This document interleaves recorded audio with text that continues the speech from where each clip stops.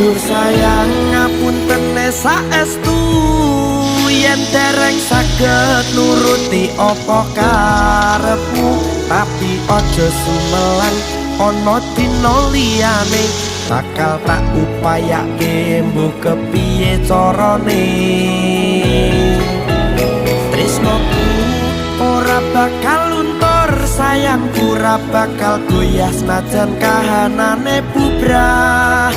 aku bakal setia ora mungkin mendua matur suwun sampun ana ngancani neng saben dina